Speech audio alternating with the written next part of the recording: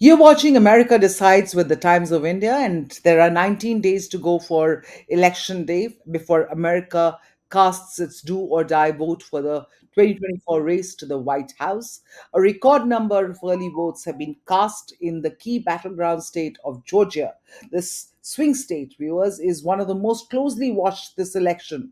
Donald Trump is trying to reclaim it after losing to Joe Biden by a small margin barely 4 years ago.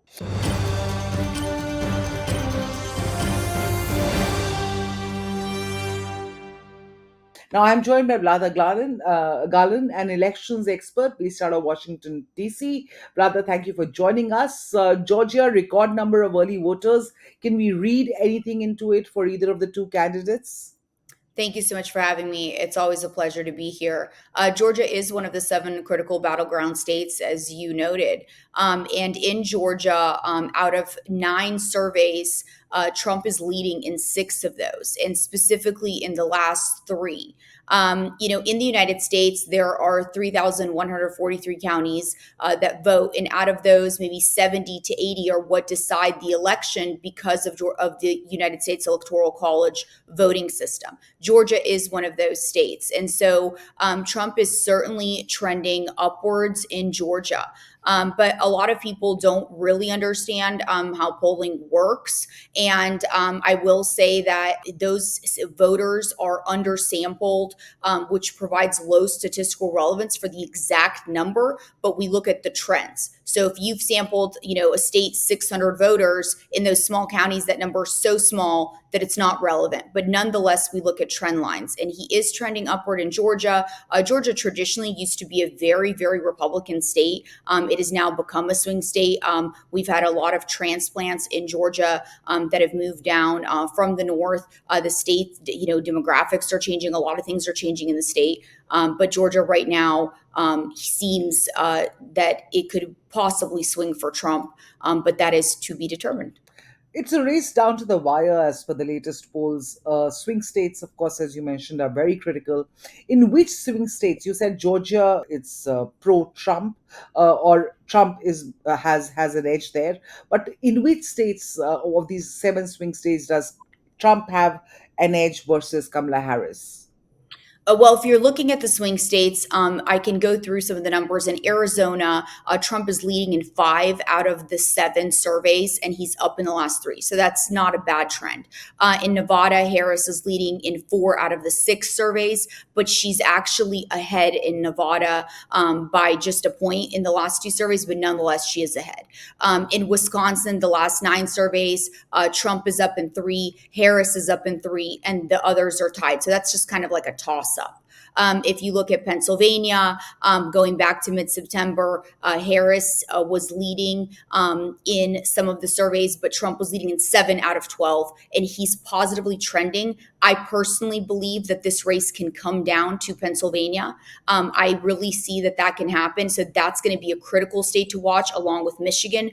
In North Carolina, Trump has been up in nine out of 11 surveys, and specifically in the last two, that is the only state where either candidate has broken over 50% support. And Trump, that is going in Trump's favor. So as you can see, it looks like, in Georgia, Arizona, in North Carolina, Trump is kind of up. When you look at, Nevada, Wisconsin, that's really more of Harris's territory. In Pennsylvania, this is why I believe Pennsylvania can really, really determine the election.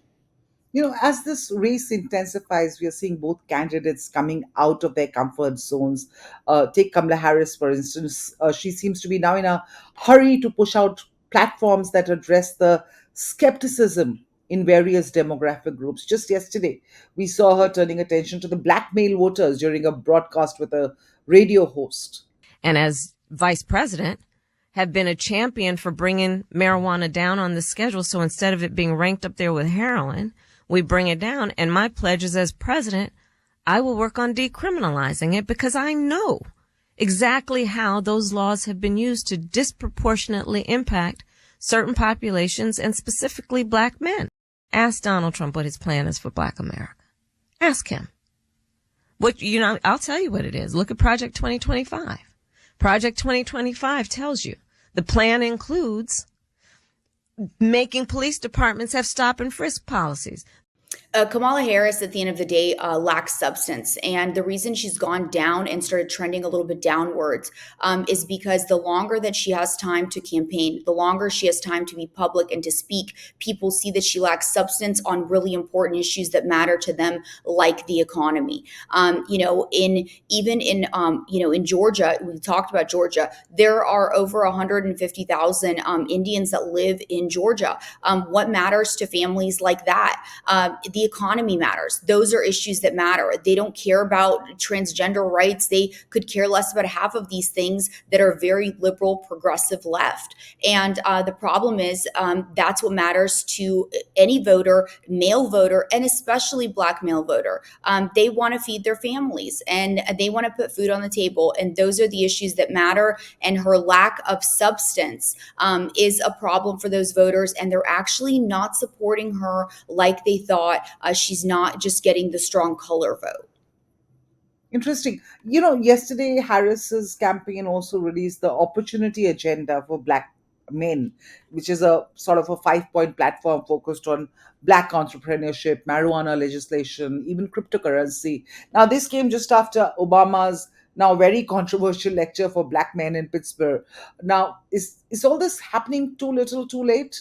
It's very late for it to be happening, but it's also quite insulting. Obama came out and, basically made a statement shaming Black men for not voting for the Black candidate. I mean, that if you read between the lines, that's what he said. We're much further along as a nation than that. We can vote for someone based on substance, and it is insulting to a lot of members of the Black community. It's incredibly insulting. Not to mention, if you saw her plan, she talks about legalizing marijuana, creating opportunities in the industry. Not every Black male and every Black individual is focused on marijuana legislation.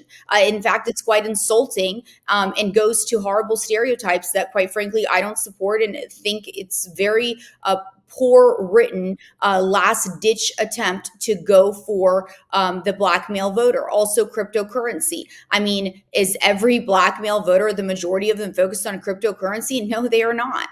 And Trump's been talking about cryptocurrency for a long time and making sure to keep that industry open. So it is a last ditch attempt. It is quite late to focus on those issues. And a lot of voters are starting to see that she really lacks the substance. Unfortunately, some voters already early voted that didn't get to fully experience that. And I'd be interested to see what the very early voting numbers look like for those that voted earlier or absentee. Moving on to Trump, he also seems to be sort of stepping out of his comfort zone. Yesterday, he sat down for quite a confrontational interview with the Bloomberg editor-in-chief, no less. He was grilled on his trade tariff plan. I mean, it's not like Trump to go ahead and talk to a quote-unquote liberal media outfit with such ease and comfort, so to speak. To me, the most beautiful word in the dictionary is tariff. And it's my favorite word. It needs a public relations firm to help it. But to me, it's the most beautiful word in the dictionary. At the end of the day, Trump has taken a lot more interviews than Kamala Harris. She chooses to go on trendy podcasts and talk about sexual issues and relationships and doesn't focus on things that matter like the economy.